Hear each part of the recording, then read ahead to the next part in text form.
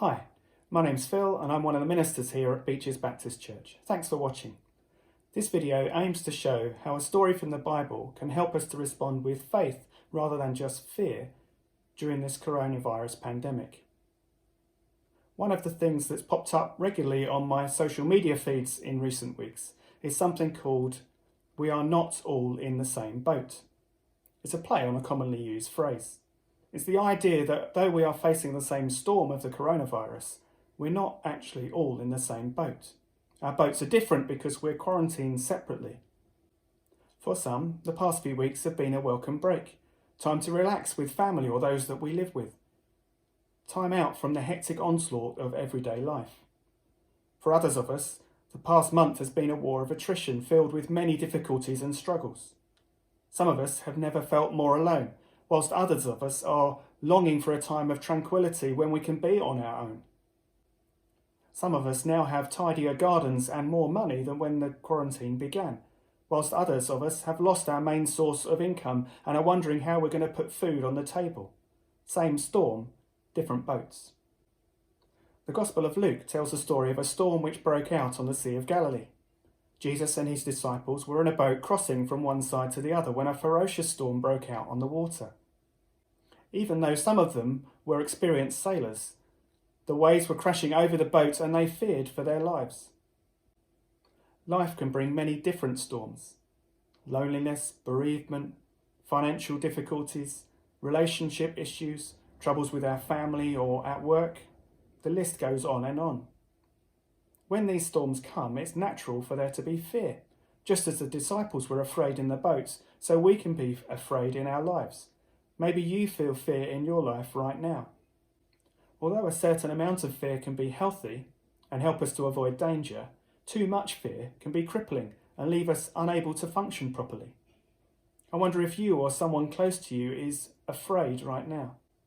How can we respond best when these times of trouble come? One of the many amazing things about this story is that while the storm is raging, the waves breaking over the boat, Jesus is fast asleep. Maybe you know someone who would be more than capable of sleeping through something like this. I won't name any names. As we face storms, it can feel like Jesus is asleep. It can feel like God is nowhere to be found, like he's fallen asleep at the wheel and needs to be woken up. And these times can be incredibly difficult and uncertain for us, especially if we've placed all of our hope and trust in him. Where is God right now during this coronavirus pandemic? What can we do when we feel like Jesus is asleep or that God is not watching and not with us? Maybe we can learn from what the disciples did in the boat. They went to Jesus and cried out to him, "Master, Master, we are going to drown." The same story is retold in Matthew and Mark's Gospels, where the disciples are recorded as calling out to Jesus, "Lord, save us," and "Teacher, don't you care if we drown?" The disciples got something right here. They called out to Jesus, which is the best possible thing that you can do in any storm. When all seems lost, when all hope has gone, call out to Jesus. Call out to God and be honest with him about how you feel. Don't worry about upsetting him or making him angry. God is big enough to handle it. Tell God how you feel. The story continues. Jesus got up. He rebuked the wind and the waves, and all was calm. The storm subsided. A miracle. Wow. Sometimes this is our experience too. We call out to Jesus in the midst of the storm, and everything becomes calm. Other times, we call out to Jesus, but the storm continues, though he gives us the strength to ride the waves. There's another story which took place on a boat on the Sea of Galilee, which is told in Matthew 14. Again, the disciples are in the boat battling against the wind and the waves, but this time Jesus comes to them walking on the water rather than being asleep in the boat. Amazed and surprised, the disciples recognize eventually that it's Jesus, and Peter calls out, should he come to Jesus on the water? And he does, amazingly, walking on the water. But then he is distracted by the wind and the waves, and he begins to sink. He calls out to Jesus, "Lord, save me," and Jesus reaches out his hand and pulls him up. In this story, Jesus doesn't calm the storm straight away, but gives Peter the strength to survive and come out the other side. It's the same with us. Sometimes the storm will be calmed straight away when we call out to Jesus. Other times, the storm will continue, but he'll give us the strength to survive the storm. The most important thing is that when the storms come, we call out to Jesus. In both the stories we've looked at in Matthew and Luke, with the disciples and with Peter, the things that Jesus says next can seem a little harsh when we first read them. To the disciples in the storm, Jesus asks, "Where is your faith?" which can seem a little unreasonable considering they thought they were going to drown. I think I would have woken Jesus up in that situation. To Peter, Jesus says, "You of little faith, why did you doubt?" which again seems unreasonable considering Peter has just walked on water, quite an impressive act of faith if you ask me. So what's actually going on here? What is Jesus getting at? Is there something going on below the surface? Well, yes. Jesus is trying to help them to understand that they no longer need to fear the storms of life as they once did. Now they are following a new king. There are new rules. Jesus is more powerful than any storm that can come in life. God is bigger than anything that the evil one can throw at us. So there is no need to fear in the way that we once did.